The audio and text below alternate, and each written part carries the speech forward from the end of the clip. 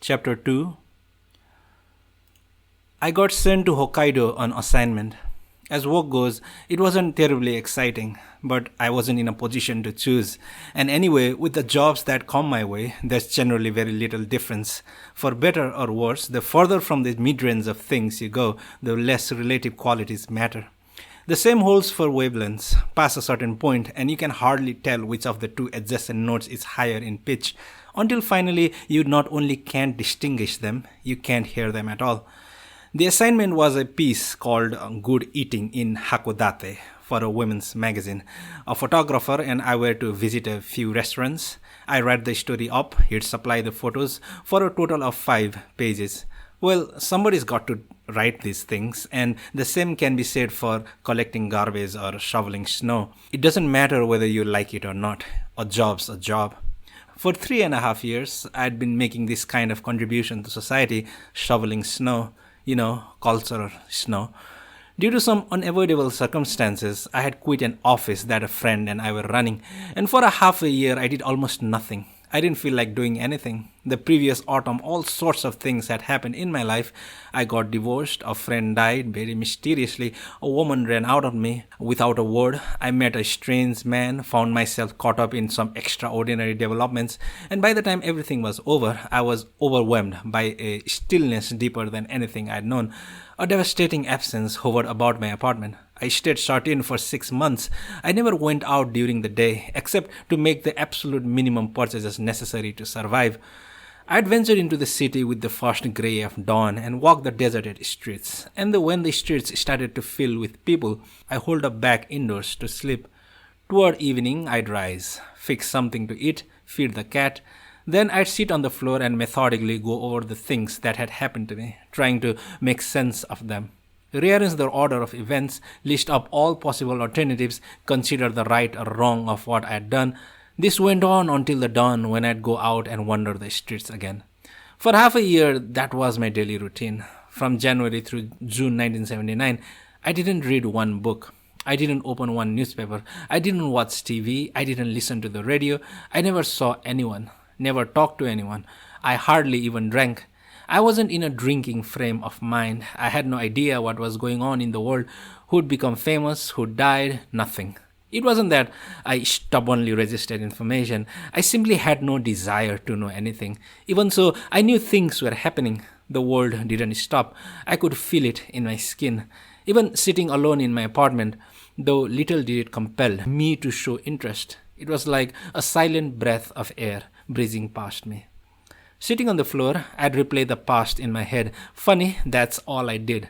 Day after day after day for half a year. And I never tired of it. What I'd been through seemed so vast, with so many facets.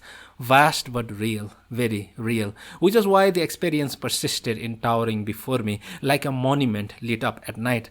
And the thing was, it was a monument to me. I inspected the events from every possible angle. I had been damaged badly, I suppose. The damage was not petty. Blood had flowed quietly. After a while, some of the anguish went away, some surfaced only later, and yet my half year indoors was not spent in convalescence, nor in artistic denial of the external world. I simply needed time to get back on my feet. Once on my feet, I tried not to think about where I was heading. That was another question entirely, to be thought out at a later date. The main thing was to recover my equilibrium. I scarcely talked to the cat. The telephone rang. I let it ring. If someone knocked on the door, I wasn't there. There were a few letters, a couple from my former partner, who didn't know where I was or what I was up to and was concerned. Was there anything he could do to help? His new business was going smoothly. Old acquaintances had asked about me. My ex-wife wrote, needing some practical affairs taken care of, very matter of fact.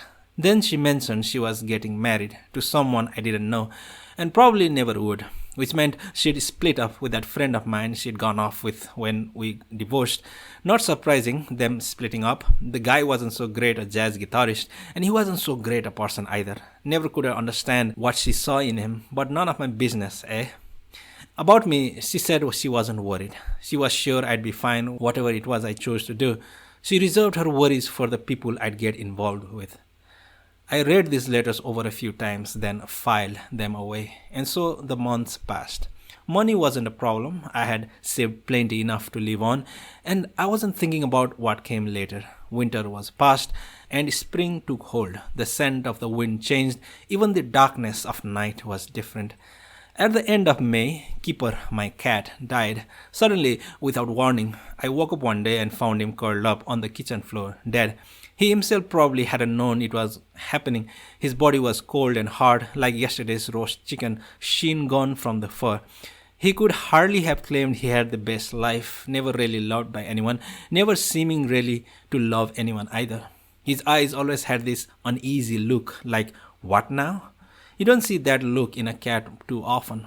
But anyway, he was dead. Nothing more. Maybe that's the best thing about death. I put his body in a Seiyu supermarket bag, placed him on the back seat of the car, and drove to the hardware store for a shovel. I turned off the highway a good ways up in the hills and found an appropriate grove of trees. A fair distance back from the road, I dug a hole 1 meter deep and laid Keeper in the shopping bag to rest. Then I shoveled dirt on top of him. Sorry, I told this little guy, that's just how it goes. Birds were singing the whole time I was burying him, the upper registers of a flute recital. Once the hole was filled in, I tossed the shovel into the trunk of the car and got back on the highway. I turned the radio on as I drove home to Tokyo, which is when the DJ had to put on Ray Charles, moaning about being born to lose. And now I'm losing you. I felt like crying. Sometimes one little thing will do the trick. I turned the radio off and pulled into a service area. First, I washed the dirt from my hands, then went into the restaurant. I could only manage a thought of a sandwich, but I put down 2 cups of coffee. What was Keeper doing now? I wondered. Down there in the dark, the sound of the dirt hitting the Seiyu bag echoed in my brain. That's just how it goes, pal. For me, the same as you. I sat staring at the unfinished sandwich for an hour, until a violet uniformed waitress came by and nervously asked if she could clear the plate away. That's that, I thought. So now, back to society.